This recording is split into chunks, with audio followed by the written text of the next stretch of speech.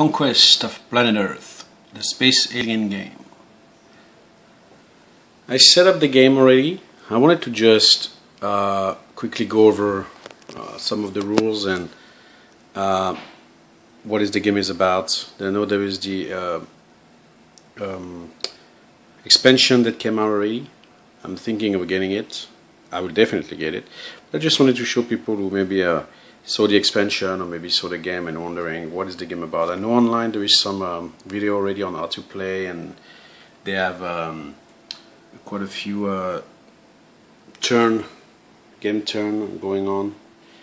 You can check this out. I just want to go quickly and tell you my opinion on the game. I really like the game. I think it's a really fun game set in the 1950s, sci-fi look to it. It comes with a rule book, a few aliens. There's quite a few aliens actually, and they really, have this feel to it that they are from this time period, the Venusian matriarchy, the Viborian arbiters. I mean, come on. Ventostar Empire. Ooh. The Metallars. Looks like Jay Leno right now. Cetaris Kite Wings, whatever. The Rentilian Billman. I mean, you can tell it's pretty cool. The Troon. So you have few aliens. Of course, you will pick an alien per player. There is two ways of playing the game: cooperatively or competitively. Competitively, you will go. Each player needs to get to 8 victory points. The first one to 8 wins. You will fight against each other, trying to take over the world, beat each other up until one of you gets to 8. But the better game is really cooperative, where you fight together to get 8 victory points per player. So if you have a 2-player like we have here, once you get to 16 victory points, you win the game. The resistance, the humans, play with a resistant phase at the end of the turn of the aliens, and then what they do, they'll go through those 6 steps, and then the truck will move every time. Once they get to 10, then they fire their laser cannon, and all the aliens are, destroyed and blown out of the sky. So you want to get to those 16 victory points before the track gets to the end. To track 10, they will get held by some event that happens at the end of the phase, or at the beginning of the phase for the resistance. Pretty nasty one. They can get some human tech. You don't want that to happen because some of the human tech are pretty nasty also. And you will also fight the resistance on the board. In the setup, you already have some already in certain space, empty locations. You don't know what's there, so it's pretty much, they're not really empty, they're just, you don't know what's there. You have to kind of explore, and if you get to a space with a token, you have to fight them before you can even get to that location. And the way you get victory points is by conquering some of the location, which shows you the population of the location and the defense.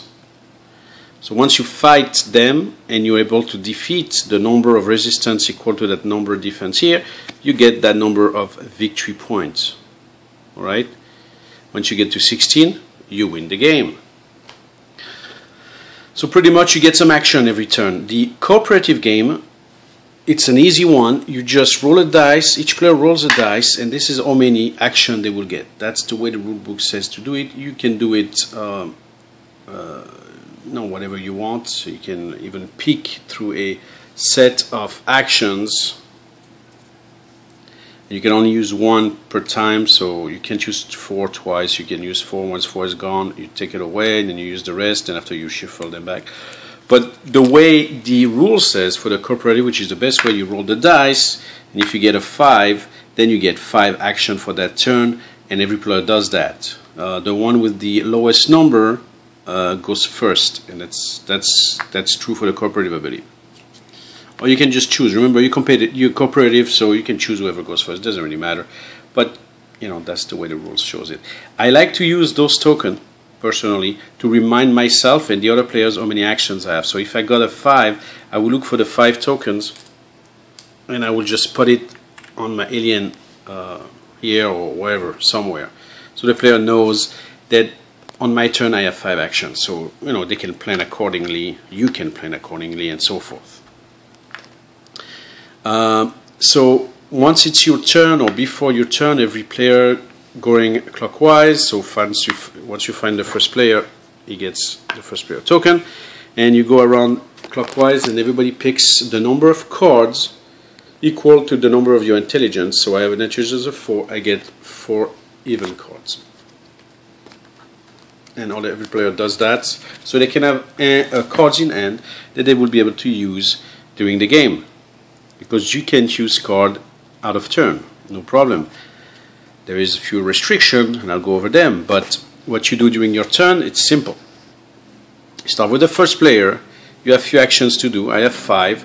I can move 1 action per ships, so that's counted as 1 action, 2 action, 3 action, 4 action, and right now we'll have 1 action left, right? If you don't want to do anything else with your actions, then you lose the actions, which is fine. Sometimes you may have to do that. So I use my 4 action. You could easily also move, you know, any ships wherever you want. So you can have 3 ships going to one place for 3 actions, or you can have 1 ship going further for 3 actions. Whatever you want to do. 1 action for 1 movement, and you move adjacent space. So from here to here, not from here to here, but so you can go any adjacent space and move like that. Pretty self-explanatory, pretty easy. You can also, if you moved or you didn't want to move or whatever it is, but you have 2 actions that you don't know what to do with it, or if you just want to use 2 of your action, can get you 1 of those alien manas token. You start with 1 at the beginning of the game. For every 2 action you spend, you can get another 1. And you just put it on your alien card, and every alien has some ability that they're always on, and some ability requires you to spend a certain number of alien menace token, in this case 2, to do whatever this special ability is. That's why it's good to have those alien menace token. So let's say I decided to move, okay, because you can also, with your action, play a card. Some cards don't require action, but some of the cards, like this one for example, you have to pay that number right here of action to be able to play that card. So that's what you can do also with your action. You can also, if you had a ship that's been destroyed and is out of the board, for 1 action you can use your action to bring back the ship, and you put it always in the landing zone. This is your landing zone. There's no enemy going here, and you'll never put a location card here.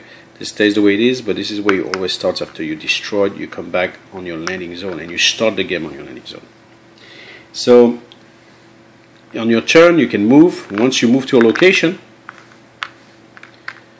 there is no enemies there. It's time to the battle resolution, and the first thing you do is you explore, okay, what's there. You take your location card, turn it, and you find a national monument, and you will simply put it right there.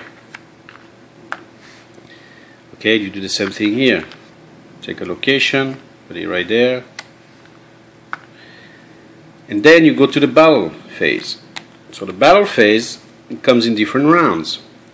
You have 1 enemy here, so that's what it means. This blue here is the defense, so that's how many enemies you're going to fight, and you'll get that many victory points. That's the population. There is cards of special ability, like this one says that all the resistance in this area will get a +1 to their strength total. Not good for you.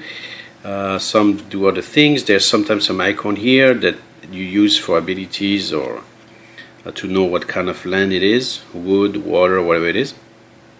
But pretty much you will fight, in this case, 1 enemy. So you will take a enemy card, resistance card, turn it around and see who it is. In this case it's US Army Infantry. That's who you're going to fight. So let's go over the fight quickly. Its fight is pretty much easy. It tells you the strength of your enemy, which is 3. Your strength is on your card 3 for each saucer you have. Okay, it's for each ships you have. So you have 2 ships, 2 saucer. You're gonna get 6. 3 and 3, 6. So it's 6 against 3 right now. Then you're gonna roll a red dice for the humans and a white dice for you, the aliens. You're gonna roll 2 dice, and you're gonna add to their strength. So the humans are gonna get a 5 plus the 3, they get an 8. You got a 6 plus a 3, you got a 9. So you beat them. Okay, they're destroyed. If it's a tie, normally in most cases a tie, resistance wins. In your case of this alien, for example, he wins on a tie. That's his ability. But normally it would be the resistance. So once this is done, remove the dice. You discard the resistance. They've been defeated.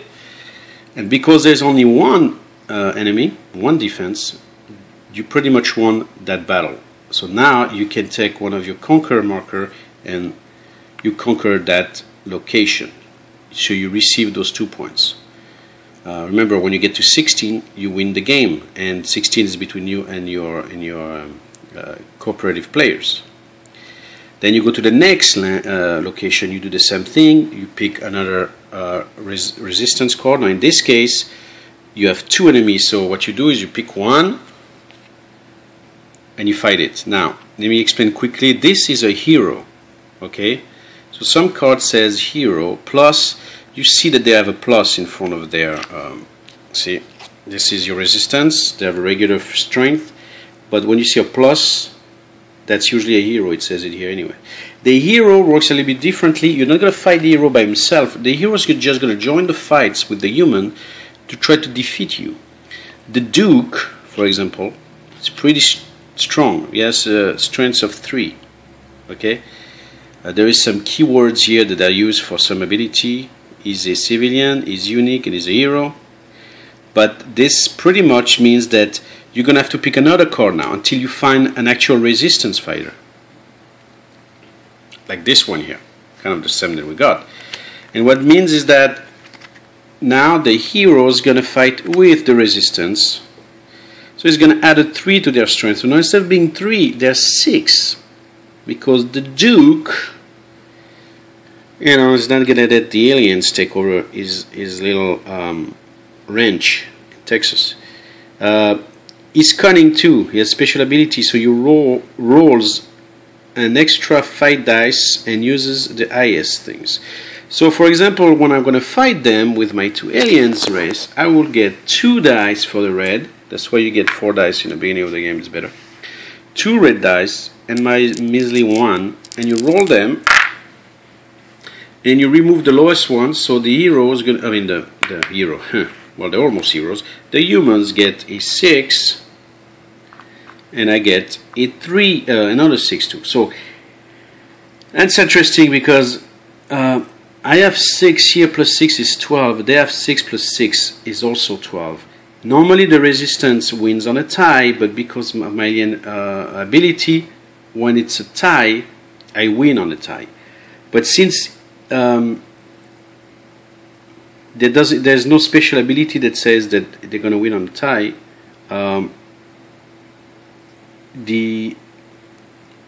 my alien will win because it's a tie.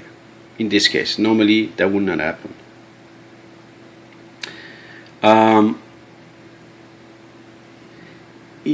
Also, if there was a 6 and then let's say I got a 3, 6 is considered a crushing victory.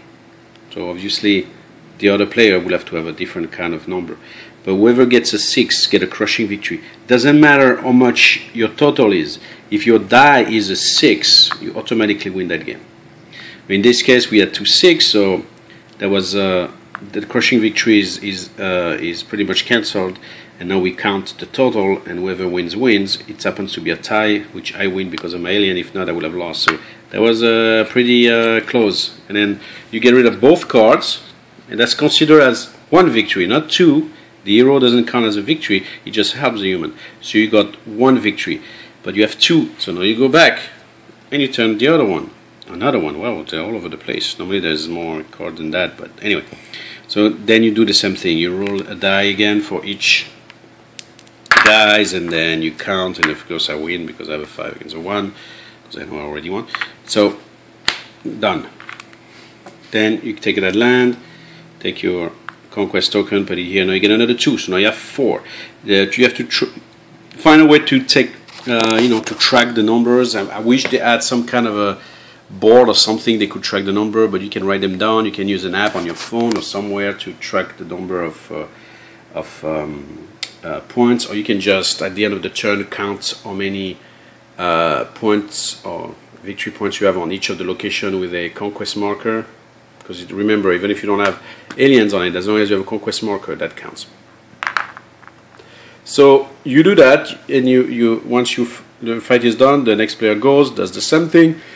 You can use ability if you lose to win the game, or to not be destroyed, because for every loss, if you fought a battle with the infantry, for example, and you lost that battle, you will have lost that battle, not the entire war, but just the battle. So one of your ship would have been destroyed and put out of the game, or out of the board, not out of the game, but next to your pile here. So now you will do another round of battle and try to fight them. Now you're weaker, obviously. And if you win, you win. If not, that one also is destroyed. And now because you have nobody here, this stays like that. The next alien who wants to come here has to start over with 2. Okay? You won't get that. And for an action in the beginning of your turn, remember, you can bring 1 ship per action you use, and you put them here. So that's what can happen to you. If there was a token here, you will fight them first, discard it, and then go ahead and fight those. So you can see how it can become really problematic.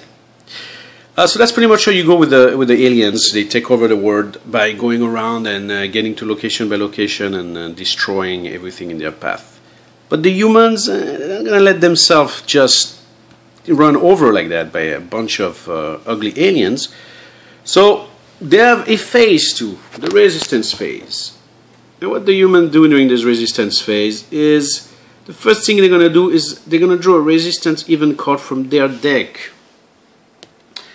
And this, what you do is you read only the bottom part of it. You don't have to worry about this unless it tells you to. You don't have to worry about those numbers, but you can worry about the name and the picture, because when you see an atomic bomb going off, you know something bad's gonna happen to you. And it is. Right? It says the location. Where is it? The location on the board with the most aliens, which at least 2 aliens, sorry for the glare and the focus, is targeted by an atomic bomb, as described above. If more than 1 are tied, then all are targeted. So, which one is the one with the most alien? Well, you can't target the landing. It says here, it says here, play on any surface except a landing site, right? Any aliens there are instantly destroyed. Place a demolished marker in that space. So, because I have 2 aliens here and 2 aliens here, guess what? Bye-bye. Okay? So, both are destroyed. There's a bomb that nuked both locations. So you will take away your aliens. They're destroyed. This one is destroyed. You will remove all the markers, remove all the locations, discard the locations. I think you discard the location, you know. I'm not sure, because I know you can go back. And then you put a demolish marker on those. So now this costs 0. There's nothing you can do with this. Okay. And then here, resistance here is a strength of 1. Now the reason why I said I think you remove the card is because I know you can repair. I've never done that yet on any games I've played. But you can repair demolish with a special ability, I think, or one of the aliens. And when you repair it, you remove it from the place. So I'm guessing this will be a new location. I guess you can leave the card and just, you know, do this. I think that would probably be the best way, is to do this. Okay, the location are destroyed. They are 0, 0 instead of 2 and 2, right? And then if you repair it with one of the alien or special ability or card, then you have to go back and take over. So I guess that's the way you would do it. So like I said, that is nasty. That is one of the nastiest cards you can get. But there is other ones, and I'll let you discover them once you play the humans. They are nasty humans, filthy humans. Anyway, then you will check for location liberation, which simply means that if one of those markers is in a space where there is no alien, but there is a conquest marker for any reasons, then you will remove the conquest marker, and the human took over back this place. Now if you want to take it over, you're going to have to not only come back here, defeat that guy, and defeat again those two here. Start over. So you want to watch out for that. Then you move the human tech track. So remember, if the human gets to 10, they win the game. So you move it once already. Okay. And for every red you see, if you get into a red number, then you're going to roll a die for each of your board. There's 3 boards, so you're going to roll a die for each board, and you're going to randomly put a resistance token on it. So 2, if you look at the board, 2 is right here. See? 3 is right here, 4 is right here, 5 is right here, 6 and 1. So 2 will be here. You will randomly pick the resistance token you put in a cup. I didn't explain that, but it doesn't matter. You just do it. And you put it here. So now you have, oops, where am I? You have an airplane, jet fighter, rolling over the town. So good luck to get that guy. And then you go to the next step with resistance move. So what does that mean? Well, like you've seen that airplane, it has a move on the bottom of the token. So for every token with a move keyword, you will roll a die and move him within that board. The 6 means he's going to move where the 6 is. So this airplane goes whoosh, and please make the sound effects, okay? That's mandatory for this game. And then that's the movement, resistance barrage. So some of the token, and I don't know if I want to look for it, I don't want to spend too much time on that, but some of the tokens are, of course I don't find any. Why would I? Why would I find one? Why? Come on, you gotta be kidding me. Artillery, where are you? Ah, look, Captain Fantastic. Sorry about that. It's the way it is always. You look for something and it's at the end that you find it. Anyway, there is a token that says artillery on it. You've got to be kidding me. Oh, here it is. Sorry about that. If there was an artillery token, let's put those guys back here quickly. So let's say there was an artillery token here. Right? For every artillery token, okay, you look at what adjacent space they have. Okay, this doesn't count, remember. So there's one here, one here. If there is any alien, the artillery will fire at the aliens. Okay, during that turn, during that phase. So you will take a die, and for every 2 or 1, you destroy one of the alien. Because there's 2 alien, you will roll the dice twice, or you will roll 2 dice, and for every 1 and 2, one of the alien is destroyed. So again, nasty. And finally, you're going to roll for tech breakthrough. What that means is you roll another die. Yeah, you roll a lot of dice in this game. I love it. You're going to roll a die, and for if you get a 6, anything else is good for the alien because nothing happened. There is no breakthrough. But if there is a 6, then the humans have a breakthrough in their technology, and you're going to pick one of the human tech cards, and now they're going to use this for the remainder of the game. In this case, they will have a breakthrough in guided missiles, which means that all the airplane or all the tokens or resistance card that has a air symbol will now have a barrage ability. The same thing we just did with the barrage. So all of the airplanes or anything with the icon that resembles some cloud here, not Captain Fantastic but everybody else, will get the barrage ability. For example, here, that airplane has that little icon there. This will now be also considered artillery or as a barrage ability. So it will look also on the adjacent space and shoot at the alien if there is any. Another nasty thing from the humans. So you can see how the humans can get really nasty and how the cooperative game really brings a different level of play and tension to the fight. Humans are not going down that easy. To clean the space. So the number of dice you roll is determined by where you are in the track. So right now you see that one here, that means you're going to roll one die. But once you get further in the track, then you're going to roll two dice. So there's going to be more chance for the human to have a technology breakthrough. And then finally you'll get three.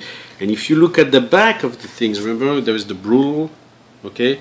The brutal has more red dots, so there's more resistance token on the board at one point, but also you get to 4 dice at one point when you get to 7, where here you get 3 is the max once you get to 7. So that's how it makes it a little bit more difficult. I think the game is already difficult enough sometimes. So anyway, so that's how the resistance plays, and then back to the aliens. They're at the beginning of the turn, they roll a dice to find out how many action they get, and then first blow is determined, and then finally you go over, and you take over the world until you have to do your 16 victory points, or the humans destroy you out of the sky. And I'm just saying, okay, one of the resistance card, okay, I'm just saying, yeah, Captain Fantastic, yeah. Shazam got nothing on that guy. So, yeah, and he's not even a hero, man. He's strength. He's going to just fight you, and he never dies. He never goes away. That guy never goes away. See, when discarded or when you defeat him, you shuffle back to the discard pile, the discard pile back into the resistance deck. Not only it doesn't go away, but everybody you fought is back. This guy is a pain in the butt. That's what gets, okay. So. Not only you fight humans, but you fight superheroes. I mean, come on. How cool is that? How cool is this? So if you like the game, if you like that play, there is a expansion that came out. I think it's called Apocalypse.